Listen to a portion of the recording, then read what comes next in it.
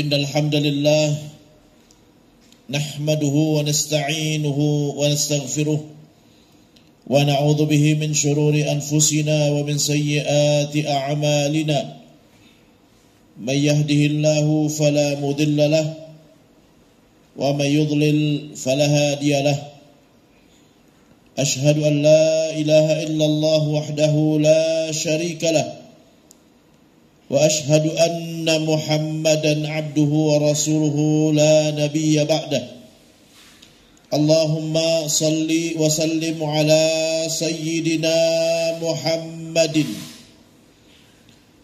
وعلى آله وأصحابه ومن تبعهم بإحسان إلى يوم الدين أما بعد أوصي نفسي وإياكم بتقوى الله فقد فاز المتقون قال تعالى في كتابه الكريم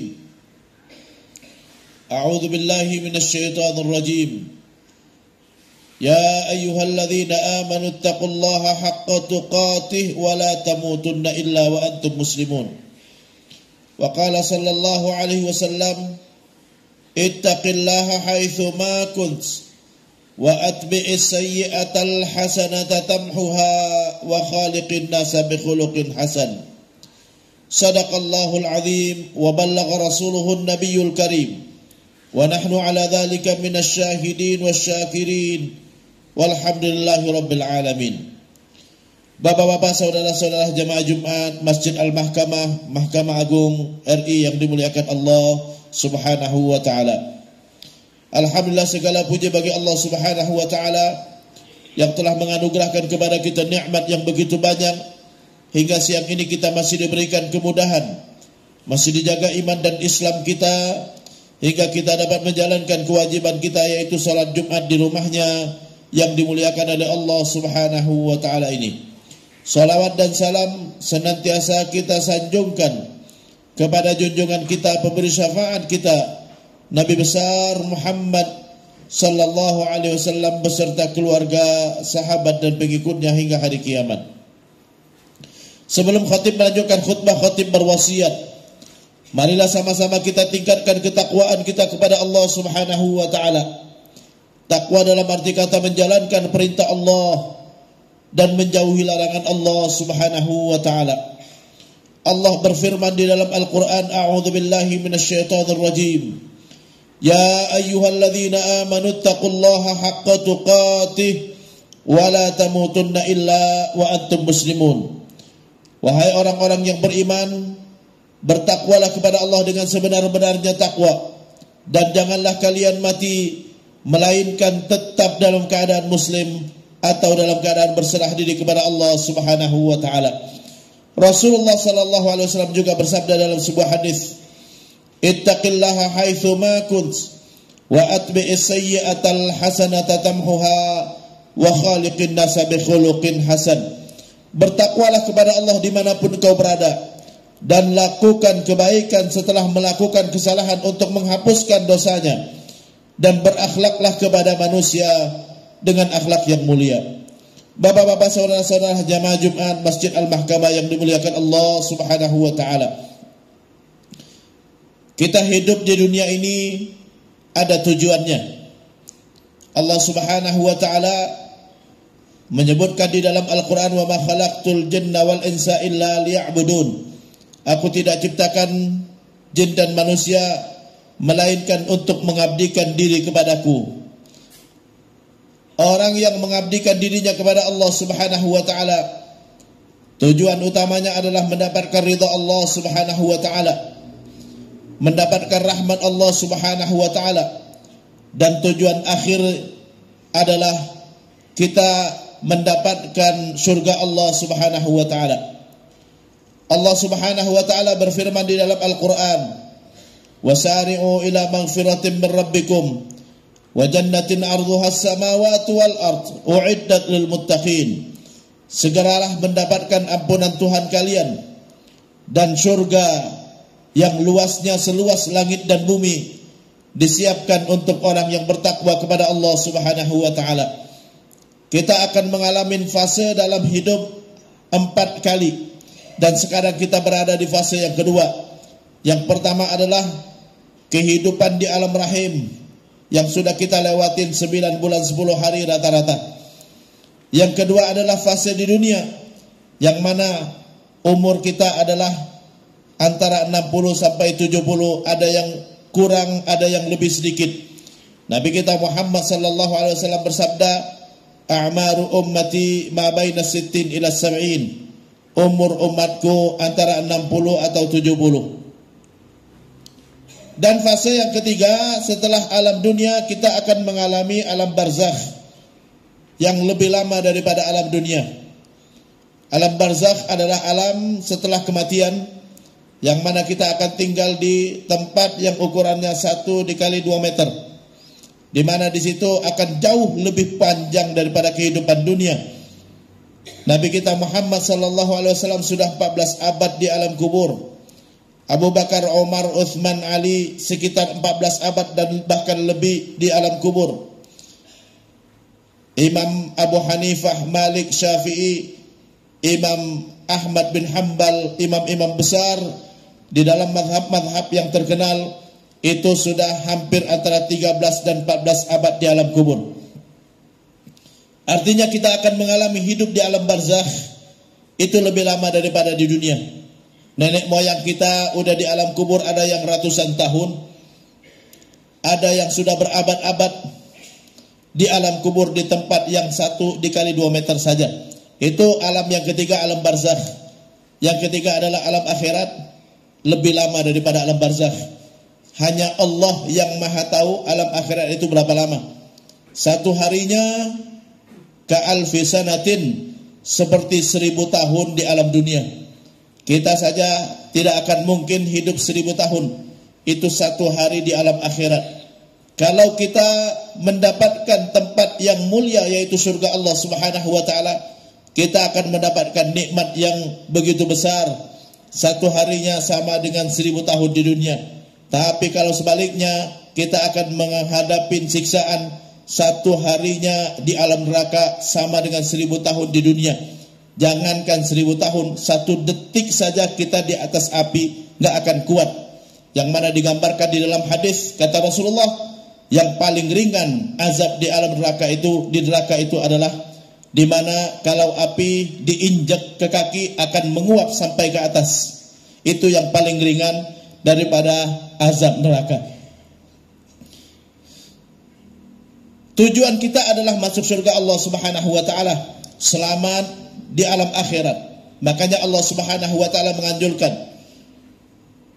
di dalam Al-Qur'an untuk kita selalu berdoa, Rabbana atina fid dunya hasanah wa fil akhirati hasanah wa qina adzabannar. Ya Allah, berikan kepada kami kebahagiaan di dunia dan kebahagiaan di akhirat, hindarkan kami dari azab neraka. Karena azab neraka bukan main pedihnya, dan gak akan mungkin kita sanggup menghadapinya, karena satu harinya sama dengan 1000 tahun di dunia. Di dalam hadis Nabi kita Muhammad sallallahu alaihi wasallam menyebutkan tentang 3 hal yang bisa menjadikan seorang gak akan masuk surga, yang perlu kita perhatikan. Kata Rasulullah, man mata wa huwa bari'un min thalath dakhala al-jannah. Siapa yang meninggal terhindar dari 3 hal, masuk surga. Apa itu 3 hal yang perlu kita hindari supaya kita jangan terjerumus ke dalam api neraka, supaya surga itu terbuka untuk kita? Yang pertama adalah kata Rasulullah, al-kibru, sifat sombong. Apa itu sombong? Sombong adalah membanggakan diri, merasa lebih hebat daripada yang lain, dan tidak mau dinasihati atau menolak kebenaran. Nabi kita Muhammad sallallahu alaihi wasallam pernah ditanya oleh sahabat, ya Rasulullah, inna ahadana yuhibbu an yakuna thawbahu jamilan wa na'lahu jamilan. Ya Rasulullah, di antara kami ada yang kepengen baju bagus, kepengen pakai sendal bagus, kira-kira punya rumah mewah, mobil mewah. Apakah itu masuk kategori sombong? Apa kata Rasulullah? Innallaha jamilun yuhibbul jamal. Allah indah, suka sama yang indah. Walakin dal kibra, tapi sombong adalah batarul haq, menolak kebenaran. Wa ghamtun nas, menganggap orang lain lebih rendah daripada dia. Kita boleh punya rumah bagus, tapi tidak boleh menganggap rumah orang lain jauh lebih hina daripada kita. Kita boleh punya baju bagus hanya karena nyaman, hanya karena bagusnya, karena Allah cinta sama yang bagus, bukan supaya lebih bagus daripada yang lain. Kita boleh punya mobil mewah, tapi untuk kenyamanan dibolehkan, supaya kita bisa menikmati hidup boleh, tapi tidak boleh supaya mobil saya jauh lebih mewah daripada orang lain. Karena itu adalah ghamtun nas, menganggap remeh orang lain, menganggap orang lain lebih kecil, menganggap orang lain lebih hina. Kita merasa atasan di atas yang lain, itu sudah adalah sombong juga. Jabatan kita adalah hanya sekedar fungsi. Karena hidup di dunia ini harus masing-masing punya fungsi masing-masing supaya bisa saling melengkapi. Adapun kita berada di atas meja ini adalah karena ini butuh ada orang yang duduk di sini. Ada yang duduk di situ adalah butuh orang yang duduk di situ. Bukan kita lebih dimuliakan oleh Allah dibandingkan dia. Karena hanya fungsi saja. Itu adalah sebab al-kibru batarul haqqi wa ghamtun nas. Kita boleh pakai baju baru bagus, boleh punya rumah bagus, tapi tidak boleh kita kepengen lebih bagus daripada yang lain.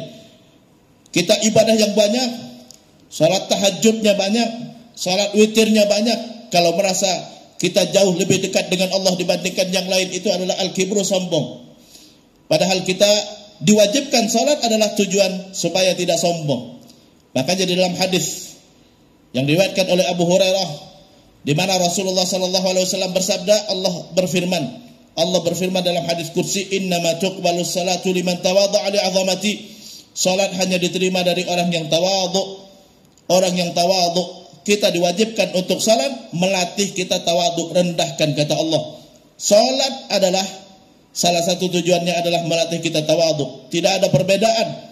Orang yang salat semua nunduk sama-sama, berdiri sama-sama, duduk sama-sama, mengikuti imam sama-sama.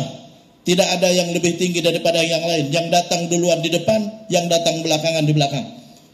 Itulah ibadah salat, melatih kita tawadhu. Kita tanggalkan jabatan kita. Tidak ada tempat di depan kalau kita terlambat. Yang terlambat datangnya duduknya di belakang. Itulah salat, melatih kita untuk tawadhu. Rendahkan kata Allah, sejajarkan kepalamu dengan tempat keluarmu di belakang di saat kita rukuk. Setundukkan lagi kata Allah, sejajarkan kepalamu dengan dengkul dan telapak kakimu, karena telapak kakimu menginjak tanah yang engkau berasal dari tanah itu sendiri. Itulah Allah melatih kita tawadhu. Makanya kata Allah dalam hadis kursi, innama tuqbalus salatu liman tawadha'a li 'azamati. Salat hanya diterima dari orang yang tawadhu, yang merendahkan diri, tidak merasa lebih daripada yang lain. Islam agama yang menganjurkan kita untuk merendahkan diri, karena kita tidak ada, bukan siapa-siapa di mata Allah Subhanahu wa taala. Inna akramakum indallahi atqakum. Yang paling mulia di antara kalian adalah orang yang paling bertakwa. Sifat sombong yang menjadikan seorang tidak akan masuk surga.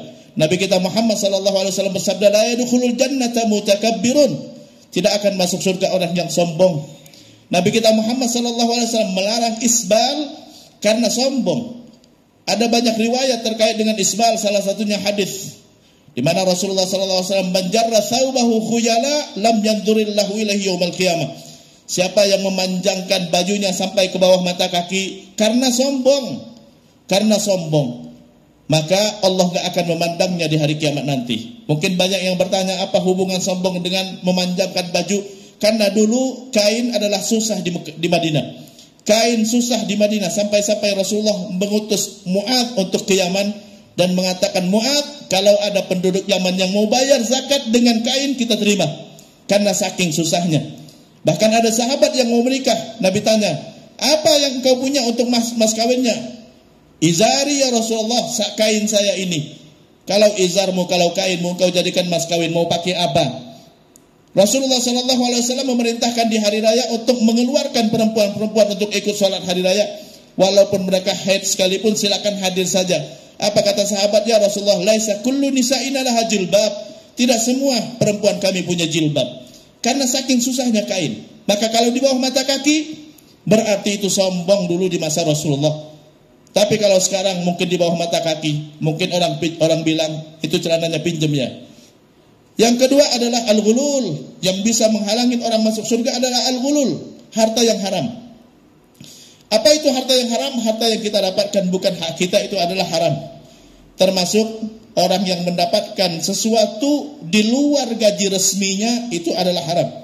Nabi kita Muhammad sallallahu alaihi wasallam bersabda, "Man ista'malnahu ala amalin farazaqnahu rizqan fama akhadha ba'da dzalika fahuwa ghulul." Siapa yang sudah kita pekerjakan, kita sudah angkat sebagai pekerja, dan kita sudah tentukan upahnya di luar upah resmi, maka itu adalah korupsi, kata Rasulullah. Itu adalah ghulul yang bisa menghalangi dia masuk kepada surga Allah Subhanahu wa taala. Nabi pernah suatu hari mengutus sahabat yang panggilannya adalah Ibnu Lutbiyah, dalam hadis yang diriwayatkan oleh Imam Bukhari dan Muslim. Ini Ibnu Lutbiyah, dia ngambilin zakat ke rumah-rumah karena perintah Rasulullah. Dan orang yang ngambilin zakat, setelah dia datang kepada Rasulullah, dia mengatakan, "Ya Rasulullah, hadhihi as-sadaqat." Ini adalah zakat yang saya kumpulkan. Wa hadza uhdiyali, dan saya juga dapat hadiah dari orang yang bayar zakat. Kata Rasulullah, "Ala jalasa fi baiti ummi." Kalau ente duduk di rumahmu tanpa saya tugaskan, dapat enggak hadiah seperti ini? Tidak ya Rasulullah. Siapa yang mengambil uang seperti ini, maka di hari kiamat dia akan bertanggungjawabkan di hadapan Allah Subhanahu wa taala. Kalau itu berupa onta-ontanya akan bersuara, "Sayalah korupsi si bulan." Kalau itu sapi-sapinya akan bersuara, kalau itu kambing-kambingnya akan bersuara. Di dalam Al-Quran Allah Subhanahu wa taala berfirman, "Wa may yaghlul ya'ti bima ghalla yaumal qiyamah." Siapa yang ambil sesuatu yang bukan hak dia, maka dia akan hadirkan di hari kiamat, dia akan bertanggungjawabkan di hadapan Allah Subhanahu wa taala di hari kiamat. Maka harta yang haram termasuk yang menghalangi seorang masuk surga. Dalam hadis yang lain Rasulullah bersabda, "Kullu lahmin nabata an suhtin fannaru aula bihi." Semua daging yang tumbuh dari harta yang haram, neraka lebih layak buat dia. Maka kita hindarin harta yang haram. Kenapa? Karena dari harta yang haram kita mendapatkan sesuatu yang bukan hak kita. Apalagi kalau seandainya orang korupsi yang menyengsarakan 250 juta warga negara Indonesia, akan jelas sekali menghalangi dia masuk surga, kecuali kalau itu adalah untuk kepentingan negara. Tapi kalau bukan untuk kepentingan negara, untuk kepentingan pribadi, maka termasuk yang harus dipertanggungjawabkan di hadapan Allah Subhanahu wa taala. Yang ketiga adalah ad-dain, yang bisa menghalangi orang masuk surga. Di dalam hadis ini hadis ada di Sunan At-Tirmidzi, di mana yang ketiga adalah ad-dain, hutang yang tak terlunaskan. Hutang yang tak terlunaskan. Hutang tidak bisa kita mengandalkan orang lain, karena yang wajib bayar hutang adalah kita sendiri. Kecuali kalau kita meninggalkan harta setelah meninggal, maka harta tersebut jangan dibagi dulu kepada ahli waris, kecuali dibayarkan hutang dulu, karena itu adalah kewajiban almarhum. Kalau kita nggak meninggalkan warisan sama sekali, nggak meninggalkan harta sama sekali, dan kita meninggalkan hutang, satu pun di dunia tidak ada yang wajib melunasi hutang kita, karena dosa tanggung masing-masing. La taziru waziratun wizra ukhra, seorang tidak menanggung dosa orang lain. Kalau ada yang ikhlas mau bayarin, alhamdulillah. Kalau nggak ada yang ikhlas mau bayarin karena dia tidak meninggalkan harta sama sekali, tidak ada satu pun yang berdosa kalau tidak bayarin. Nabi kita Muhammad SAW dalam sebuah hadis, "Utiya bi janazatin," pernah ada jenazah didatangkan kepada Rasulullah dan meminta Rasulullah untuk menyolatkannya. Apa kata Rasulullah? "Hal taraka malan?" Apakah orang ini meninggalkan harta? Qalu la ya Rasulullah, tidak meninggalkan harta sama sekali. "Wa hal taraka dainan?" Apakah dia meninggalkan hutang? Qalu na'am ya Rasulullah, dinaron. Ada 2 dinar hutang dia. "Sallu ala sahibikum," kata Rasul. Silakan kalian aja yang salatkan. Bukan berarti orang yang punya hutang nggak boleh kita salatkan, wajib kita salatkan. Tapi khusus Rasulullah nggak mau menyolatkan orang yang punya hutang. Kenapa? Doa Rasulullah mustajab. Akhirnya ada sahabat yang mengacungkan tangan, "Ya Rasulullah," mengacungkan tangan, "Ya Rasulullah, alayya dainuhu," aku yang tanggung hutangnya. Tidak ada kewajiban siapapun. Nabi nggak memanggil keluarganya, enggak. Nabi nggak mengatakan mana anaknya, enggak. Karena bukan kewajiban siapapun. Mana keluarganya, mana saudaranya, tidak. Karena bukan kewajiban siapapun. Kalau itu kewajiban keluarga, pasti Rasulullah panggil saat itu juga. Tidak ada kewajiban siapapun melunasi hutang orang lain, karena hutang adalah dosa-dosa tanggung sendiri. Kalau ada harta, maka itu kembalikan kepada Allah, dan Allah yang bagi. Allah yang bagi, karena itu harta yang sudah habis hak guna almarhum, lalu kembalikan kepada Allah, dan Allah yang bagi, bukan almarhum yang ngasih. Kalau warisan, itu Allah yang ngasih, bukan kita. Tidak ada pahalanya sama sekali. Tapi kalau hutang, tanggung sendiri. Pahala selesai, dosa tanggung sendiri. Itulah terkait dengan hutang. Jadi nggak boleh kita tinggalkan hutang sama sekali. Nabi dalam hadis pernah mengatakan, man mata fi sabilillah, siapa yang meninggal di jalan Allah, meninggal mati syahid di jalan Allah. Tsumma ash, lalu Allah kasih kesempatan hidup lagi. Nggak ada orang yang dikasih kesempatan hidup 2 kali di dunia. Tapi ini hanya perumpamaan. Tsumma mata fi sabilillah, yang kedua kali dia mati syahid lagi. Tsumma ash, lalu Allah kasih kesempatan hidup yang ketiga. Tsumma mata fi sabilillah, mati syahid lagi yang ketiga. La yadkhulul jannah, enggak akan masuk surga kata Nabi. In kana alaihi dainun lam yaqdihi, kalau dia punya hutang belum dia lunasin. Maka hutang adalah bisa menghalangi kita masuk surga.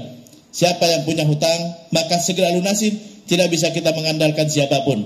Allah Subhanahu wa taala berfirman dalam Al-Qur'an, wabtaghi fima ataqallahu ad-daral akhirah wa la tansa nasibaka minad dunya wa ahsin kama ahsanallahu ilaik wala tabghil fasada fil ard innallaha la yuhibbul mufsidin.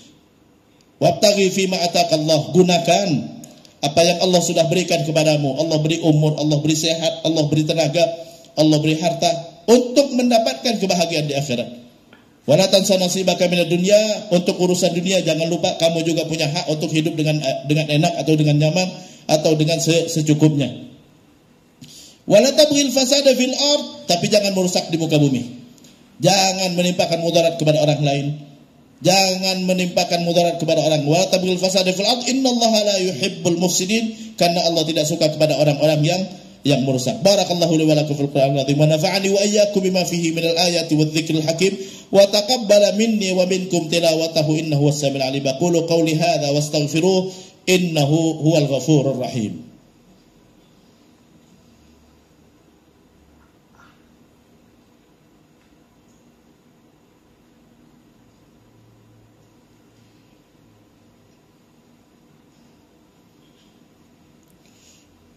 Alhamdulillahil qawi sultanuh, al-wadih burhanuh, al-mafsuti fil wujudi karamuhu wa ahsanuh. Ashhadu an la ilaha illallahul malikul haqqul mubin wa ashhadu anna Muhammadan abduhu wa rasuluhu sadiqul wa'dil amin. Allahumma salli wa sallim ala sayyidina Muhammadin wa ala ali sayyidina Muhammad. Amma ba'd, usi nafsi wa iyyakum bitaqwallah faqad fazal muttaqun. Qala ta'ala fi kitabihil karim, a'udzu billahi minasy syaithanir rajim. Ya ayyuhalladzina amanu taqullaha haqqa tuqatih wa la tamutunna illa wa antum muslimun. Innallaha amarakum bi amrin bada'a fihi bi nafsihi wa thanna bi malaikatihil musabbihati bi qudsihi wa thalatha bikum ayyuhal mu'minuna bi qawlihi innallaha wa malaikatahu yusalluna 'alan nabi. Ya ayyuhalladzina amanu sallu 'alaihi wa sallimu taslima. Allahumma salli wa sallimu ala sayyidina Muhammadin wa ala ali sayyidina Muhammad كما صليت على سيدنا إبراهيم وعلى آل سيدنا إبراهيم وبارك على سيدنا محمد وعلى آل سيدنا محمد كما باركت على سيدنا إبراهيم وعلى آل سيدنا إبراهيم في العالمين إنك حميد مجيد. وارض اللهم عن الخلفاء الراشدين أبي بكر وعمر وعثمان وعلي وعن بقية الصحابة أجمعين وعن تابعهم وأتباع تابعهم إلى يوم الدين. اللهم اغفر للمسلمين والمسلمات والمؤمنين والمؤمنات الأحياء منهم والأموات إنك سميع قريب مجيب الدعوات ويا قاضي الحاجات. اللهم أعز الإسلام والمسلمين وأهلك الكفرة والمشركين ودمر أعداءك أعداء الدين وأعلي كلمتك إلى يوم الدين. اللهم انصر إخواننا المسلمين المجاهدين في فلسطين. اللهم انصر إخواننا المسلمين المجاهدين في غزة. اللهم انصر إخواننا المسلمين المجاهدين في كل زمان ومكان. اللهم انصرهم نصرا مؤزرا. اللهم أهلك اليهود والكفرة والمشركين. اللهم دمرهم تدميرا يا رب العالمين. عباد الله، إن الله يأمركم بثلاث وينهاكم عن ثلاث. يأمركم بالعدل والإحسان وإيتاء ذي القربى وينهى عن الفحشاء والمنكر والبغي يعظكم لعلكم تذكرون. فاذكروا الله يذكركم واشكروا على نعمه يزدكم ولذكر الله أكبر والله يعلم ما تصنعون. أقيموا الصلاة.